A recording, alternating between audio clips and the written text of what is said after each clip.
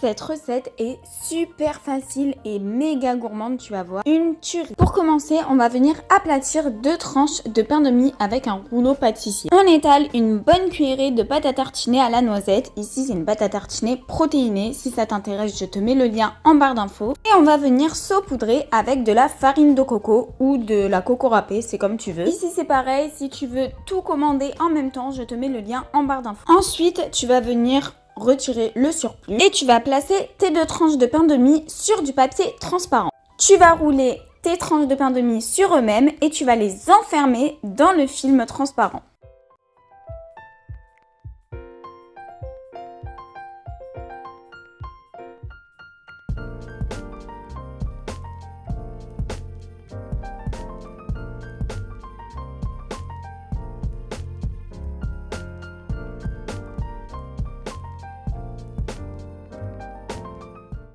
Tu serres bien et tu places ça pendant environ 15-20 minutes au frigidaire. Une fois les 15 minutes passées, il te suffit de retirer le film transparent et de les couper en petits rondins.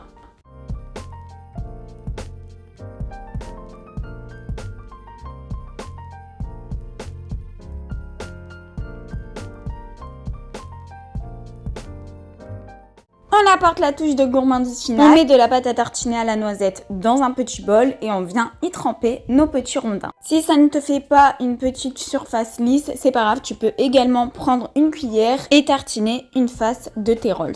Donc tu fais ça sur tous tes petits rolls et tu viens encore une fois saupoudrer avec de la farine de coco. Et voilà tes rolls façon Kinder Pingui. Franchement, cette recette elle est super simple mais c'est vraiment une petite bombe atomique. Moi perso, je l'adore. Tu me diras ce que t'en penses dans les commentaires. Allez, c'est parti pour la deuxième recette. Pour le coup, on va faire une tuerie, un Ferrero tiramisu. On aura besoin seulement de 3 ingrédients. Dans un bol assez large, tu vas venir faire un petit chocolat chaud. Mais pour le coup, il va être froid. Donc pour ça, tu verses du lait avec du cacao maigre ou de la protéine au chocolat.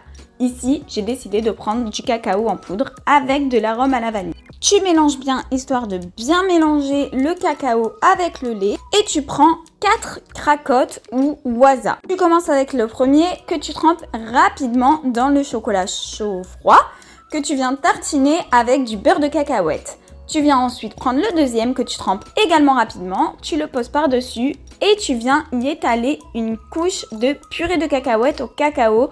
C'est très important parce que c'est ça qui va donner l'effet Ferrero Rocher. Donc je te mets le lien de cette pâte à tartiner dans la description. On en met une petite couche, pas trop pour pas que ce soit écœurant. Ensuite, on vient tremper le troisième et on y étale encore une fois une petite touche de beurre de cacahuète et on finit avec le dernier et encore une touche de cette délicieuse purée de cacahuètes au cacao. On met ça pendant 1 heure au frigo. On va maintenant préparer le glaçage rocher. Donc pour cela, on va venir faire fondre des pépites de chocolat au micro-ondes ou au bain-marie. Si vous choisissez l'option micro-ondes, attention 30 secondes par 30 secondes, sinon vous allez le brûler. On vient y incorporer des noisettes préalablement hachées en gardant un petit peu pour le topping à la fin. On mélange bien et voilà, notre glaçage rocher est prêt. Regarde-moi comme c'est gourmand. On récupère donc notre tiramisu et on vient le garnir de notre glaçage rocher en mettant un petit peu partout sur toutes les faces. Une fois que tu en as bien mis 2 partout, tu récupères ton reste de noisettes hachées et tu en mets sur le dessus de ton tiramisu façon Ferrero Rocher. Tu le remets 20-30 minutes au frigo et c'est parti pour la dégustation.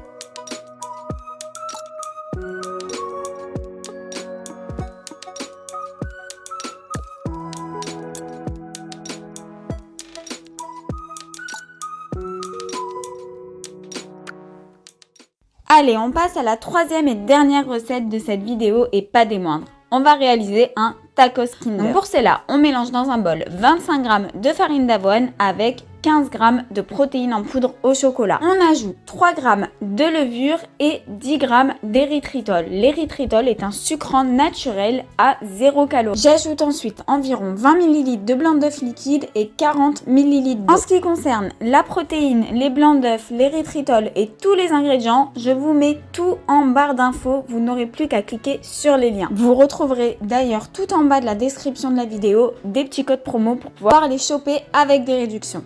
Donc on passe à la cuisson. Pour cela, on étale la pâte dans une poêle, on laisse cuire jusqu'à ce qu'il y ait des petites bulles et des croûtes sur le rebord et on retourne.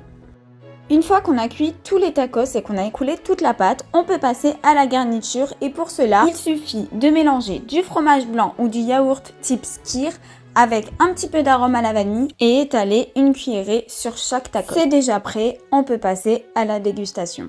Les tacos ou les crêpes comme tu préfères sont hyper moelleux, c'était un pur régal. Je te laisse voir ça avec la vidéo et moi, en attendant, j'attends ton petit commentaire pour me dire laquelle de ces 3 recettes te tente le plus et du coup, laquelle tu vas réaliser en première. En attendant ton petit commentaire, je te fais des bisous et je te dis à la semaine prochaine pour une prochaine vidéo.